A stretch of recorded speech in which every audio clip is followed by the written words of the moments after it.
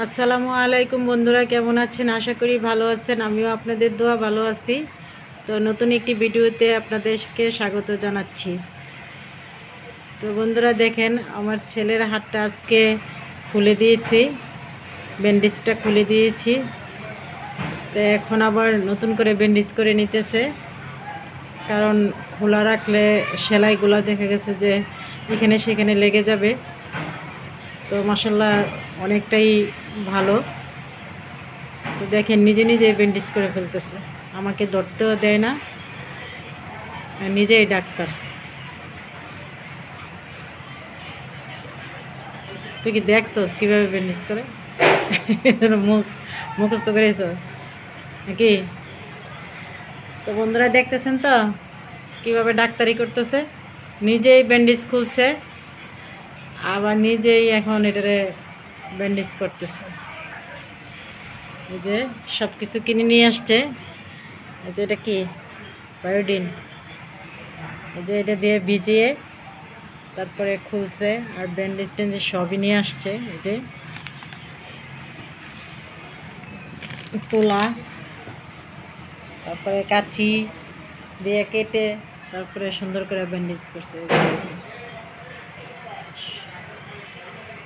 নিজে নিজে ব্যান্ডেজ করতেছে।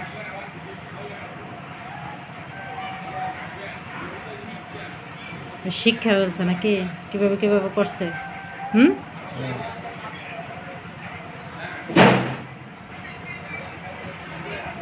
আর আমাদের এদিকে রাস্তা ঢালাই দিতেছে বন্ধুরা, ড্রেনে ঢালাইয়ের গাড়ির শব্দ, প্লাস ওই যে ড্রেন যে ঢালাই করে, এগুলো যে ঢালাইগুলো যে করতেছে, চাপাইতেছে, ওই মেশিনের শব্দ, একদম অবস্থা খুব খারাপ। আমরা শব্দের জন্য বাসায় থাকতে পারতেছি না, দরজা জানলা লাগাই রাখতে হইতেছে। তো এই অবস্থা আমাদের। এই রাস্তা যতদিন ঠিক না হবে আমাদের জনজীবনও স্বাভাবিক হবে না।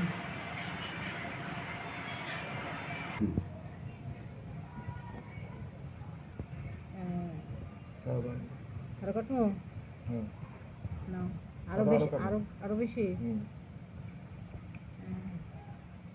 আর একটু লাগবে।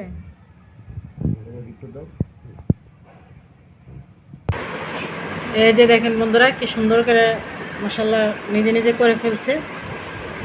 তো 7 দিন পরে যায় ব্যান্ডেজ সেলাইগুলো কাটতে হবে না।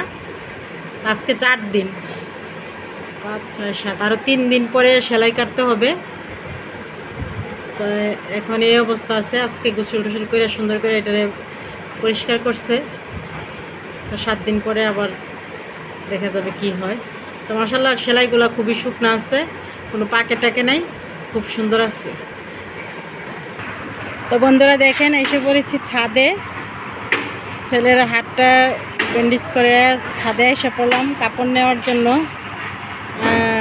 কাপড় নিতে আইসা তো মনটা একটু খারাপ হয়ে গেল, যে ড্রাগন ফলের ফুলটা এসেছিল, এটা তো একটু হলুদ হলুদ দেখা যাচ্ছে। এই যে দেখেন, আল্লাহই জানে থাকবে কিনা, মনে হয় না, কারণ শুকিয়ে গেছে, হলুদ হয়ে গেছে। এই যে দেখেন হলুদ হলুদ হয়ে গেছে, হয়তো বা নষ্ট হয়ে যাবে। তো যাক, আল্লাহ পাক দিশা। মনটা খুব ভালো লাগছিল ফুলটা দেখে। তা এখন তো দেখতেছি যে হলুদ হয়ে গেছে, দূর থেকে দেখা যাচ্ছিল যে হলুদ হয়ে গেছে। তো কাছে এসে দেখি যে না, মনে হয় না, শুকায় যাবে ফুলটা। বৃষ্টি হয়েছে তো, অনেক বৃষ্টি, এত বৃষ্টিতে ড্রাগন ফল বাঁচে না। তো আমি কাগজটা ঢেকে দিয়েছিলাম, তারপরও কাজ হয় নাই, কারণ টপের গুঁড়াতে পানি জমে গিয়েছিল, সেজন্য হয়তো না কি কোনটার জন্য বুঝতেছি না। তো বৃষ্টির জন্যই যথাসম্ভব, কারণ অনেক বৃষ্টি, অনেক 2 দিন তো টানা বৃষ্টি হইল। এত বৃষ্টিতে ড্রাগন ফল থাকে না। যাক, আল্লাহ পাকের ইচ্ছা সব কিছুই। তো এই অবস্থা বন্ধুরা, মনটা খারাপ হয়ে গেল ফুলটারে দেখে। যাক, আবার হবে, গাছ যখন আছে ইনশাল্লাহ আবার হবে। তো দেখেন, ওই যে রাস্তার কাজ চলতেছে, এত শব্দ, এত শব্দের জন্য মানে এখন কাজ প্রায় শেষের দিকে, ঢালাইয়ের মেশিনটা বন্ধ হয়েছে।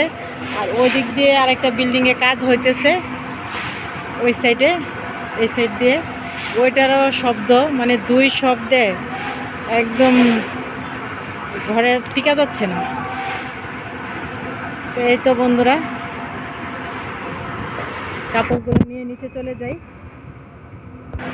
আর এদিক দিয়ে দেখেন বন্ধুরা, আমি যে আলু গাছগুলো কেটে দিয়েছিলাম, এই আলু গাছগুলো কেটে দিছি, আবার দেখেন কি সুন্দর আগা মেলে গেছে।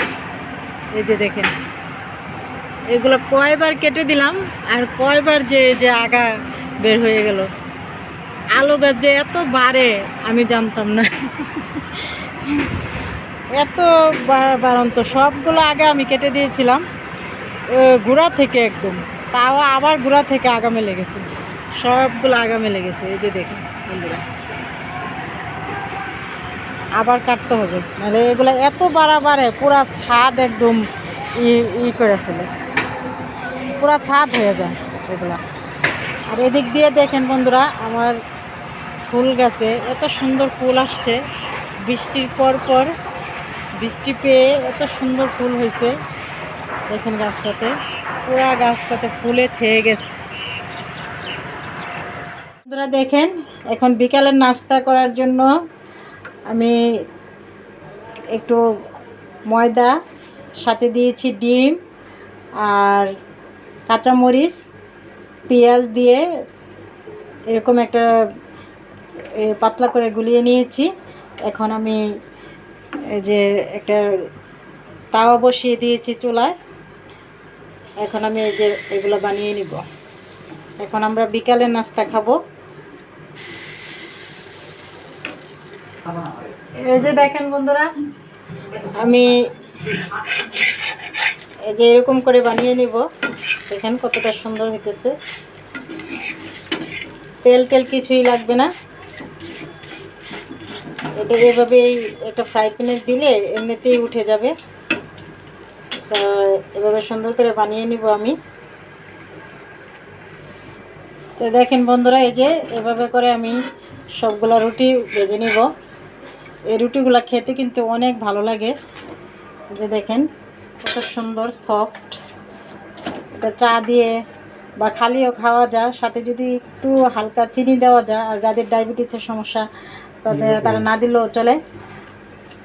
আর এইভাবে করে বানিয়ে নিলে আমরা বিকালে ঘরোয়া নাস্তা সুন্দর খেতে পারি। তো দেখতে থাকুন বন্ধুরা। তো বন্ধুরা দেখেন, আমরা এই যে বিকালের নাস্তা নিয়ে বসে গেছি, সাথে আছে চা। এই যে চা, আর এই যে দেখেন ময়দার কি বলে রে, দোসা, চাপটি। আমরা চাপটি বলি, কেউ দোসা বলে। তো দেখেন আমার ছেলে, তারপরে ছেলের বাবা আর আমরা একসাথে 3 জনে খাইতেছি। আর আমার ছোট ছেলে মেয়ে বাসায় নাই, ওরা বাহিরে আছে। তো আমরা 3 জনেই খাইতেছি। তো খাও। এই যে দেখেন, এই রুটিটা কিন্তু অনেক সুস্বাদু, খাইতে কিন্তু অনেক অনেক ভালো লাগে এই রুটিটা খাইতে। এক তো স্বাস্থ্যসম্মত। খাও, কেমন হয়েছে দেখো। কেমন লাগে? মজা না? অনেক মজা, খাইতেও তো অনেক সুস্বাদু। নাই তো তেল নাই না, তেল ছাড়া বন্ধুরা, এই রুটিটা কিন্তু একদম তেল ছাড়া বানাইছি আমরা। আর সাথে ডিম আছে, তো এই জন্য ঝাল ঝাল লাগে। হ্যাঁ, কাঁচামরিচ আছে সাথে। এই যে দেখেন কাঁচামরিচ আছে, কিন্তু খুব ভালো লাগে এই রুটিটা খেতে। আপনারা বাসায় ট্রাই করতে পারেন। তো বন্ধুরা, আমার ভিডিওগুলো যদি আপনাদের কাছে ভালো লাগে তাই লাইক, শেয়ার, কমেন্ট করবেন, সাবস্ক্রাইব করবেন, করে পাশেই থাকবেন। আর এতক্ষণ যারা আমার ভিডিওটা দেখছেন তাদেরকে অনেক ধন্যবাদ। আর দেখা হবে আগামী ভিডিওতে। সে পর্যন্ত আপনারা ভালো থাকেন, সুস্থ থাকেন। আল্লাহ হাফেজ।